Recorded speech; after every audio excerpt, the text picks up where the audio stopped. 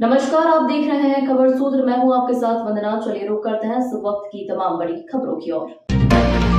मध्य प्रदेश के मुख्यमंत्री डॉक्टर मोहन यादव ने क्राफ्ट मेले का शुभारंभ किया। इस दौरान उन्होंने कहा कि भोपाल हाट में भोपाल की आत्मा बसती है। छोटे छोटे लोग अपने हुनर पर काम कर रहे हैं। यह अद्भुत प्रदर्शन लगी। हमको सबको काम से जोड़ना है। मशीनों से काम करवाने की जगह लोगों को आगे बढ़ाने की जरूरत है। एमपी का मंत्रालय क्राफ्ट को आगे बढ़ाने में मदद करेगा। सीएम डॉक्टर मोहन यादव ने भोपाल हाट में आयोजित क्राफ्ट रूट्स हस्तशिल्प प्रदर्शनी का उद्घाटन किया। इस दौरान उत्तर प्रदेश की राज्यपाल आनंदीबेन पटेल मौजूद रही। भोपाल के हाट बाजार में 5 दिवसीय क्राफ्ट मेला लगाया गया है, जहां देश भर से आए कलाकारों ने 80 स्टॉल लगाए हैं। मुख्यमंत्री ने कार्यक्रम को संबोधित करते हुए कहा कि भोपाल के हाट बाजार में भोपाल की आत्मा बसती है। राजधानी में अद्भुत प्रदर्शनी लगी है। वहीं उन्होंने कहा कि स्टील का बर्तन खाने के लिए ठीक नहीं है, भोजन कांसे के बर्तन में करना चाहिए। यूपी की राज्यपाल आनंदीबेन पटेल ने भी संबोधित किया। उन्होंने कहा कि इन कलाकारों ने हमारी विरासत को बचा रखा है। टेक्नोलॉजी का जमाना है, अच्छे कपड़े सबको चाहिए। विदेशों से कई बच्चे सीखने आ रहे हैं। बीजेपी कार्यकर्ताओं को बड़ी संस्था बनाकर समाज को जोड़ना चाहिए।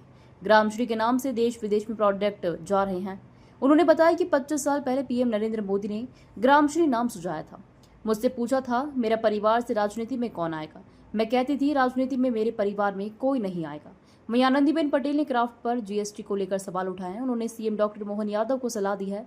राज्यपाल ने कहा कि सभी प्रदेश के मुख्यमंत्री प्रधानमंत्री मोदी से मुलाकात करें और क्राफ्ट पर जीएसटी हटाने की मांग करें। आनंदीबेन ने कहा कि पीएम मोदी जरूर सुनवाई करेंगे। भोपाल से संजना प्रियानी की रिपोर्ट।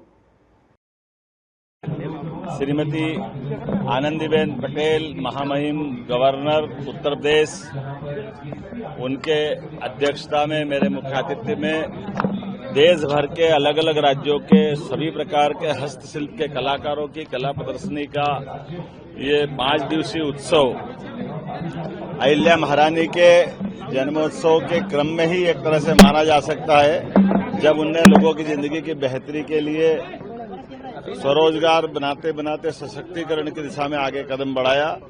स्वदेशीकरण, और यही यशस्वी प्रधानमंत्री का मेड इन इंडिया का कॉन्सेप्ट है। हमारे बीच जब यशस्वी प्रधानमंत्री परसों पधार रहे हैं, तो ये अलग अलग प्रकार के ऐसे सेक्टरों से जिसमें हस्तशिल्प को प्रोत्साहन मिले, नारी सशक्तिकरण को प्रोत्साहन मिले, रोजगार के अवसर मिले, सुशासन की दरकार हो। मैं माननीय प्रधानमंत्री जी के आगमन के पूर्व अवसर पर जिस प्रकार से तैयारियां की जा रही है, बहनों के द्वारा व्यवस्थाओं को लेकर के चिंता की जा रही, मैं उससे संतुष्ट हूं और उम्मीद कर रहा हूं कि माननीय प्रधानमंत्री श्रीमान नरेंद्र मोदी जी का परसों आने वाला भोपाल मध्य प्रदेश का दौरा अभी तक के सारे रिकॉर्ड तोड़ेगा और बहुत आनंद के साथ पूरा आयोजन संपन्न होगा। मेरी अपनी ओर से ग्रामश्री प्रदर्शनी के शुभारंभ के अवसर भी और माननीय प्रधानमंत्री के शुभागमन के अवसर पर दोनों तरफ मेरी शुभकामनाएं। राजा भोज की नगरी कई कारण से इस भोपाल और मध्य प्रदेश की पहचान एक अलग प्रकार से है। और सच में तो महामहिम के लिए मैं कहूँगा कि हमारे लिए और मैं खासकर मेरे लिए वो माँ स्वरूपा हमारे में शिक्षा मंत्री का तब से उनका आशीर्वाद है, तो मध्य प्रदेश पे ज्यादा हक है, उत्तर प्रदेश के बाद में ही है।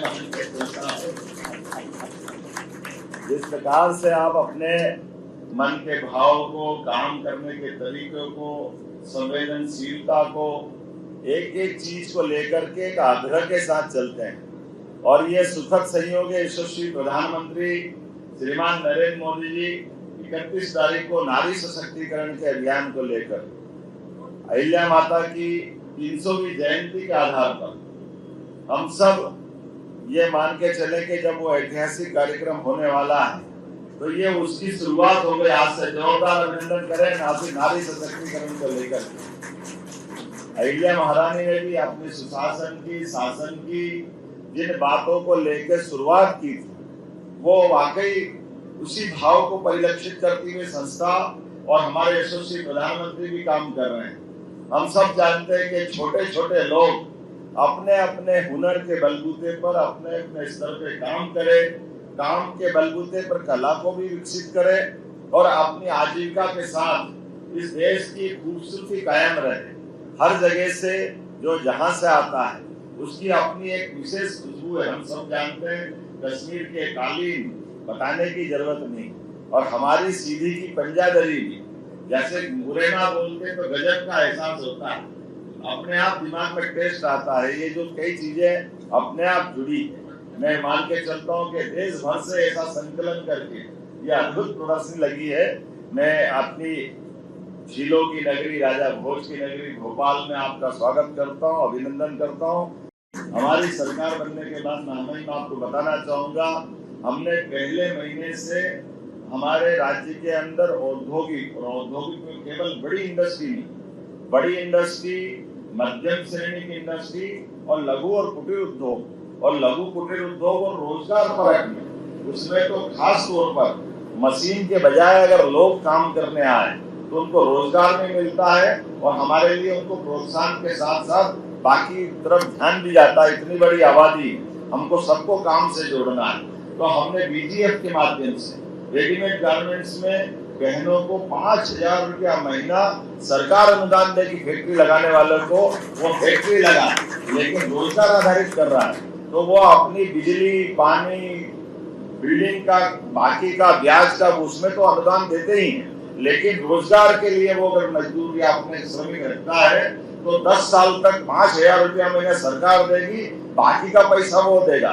सरल भाषा में बोलो तो कारखाना वो चलाएंगे, कारीगर के अंदर सारे काम करने वाले लोगों के लिए हमारा भी अंशदान रहेगा।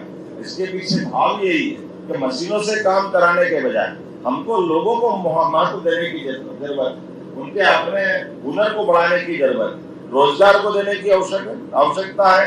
मैं आज इसके इस अवसर पर वाकई ये क्राफ्ट शिल्प की प्रदर्शनी के लिए आज का दिन ऐतिहासिक है। मेरी अपनी ओर से छोटी सी बधाई भी देता हूँ। और 5 दिन है, अभी बीच में हो रहा हूँ, खाली आज उद्घाटन करने नहीं आया हूँ। अनार जी यहाँ रहेगी या बाकी लोग रहेंगे, निश्चित रूप से आपके बीच में आएंगे।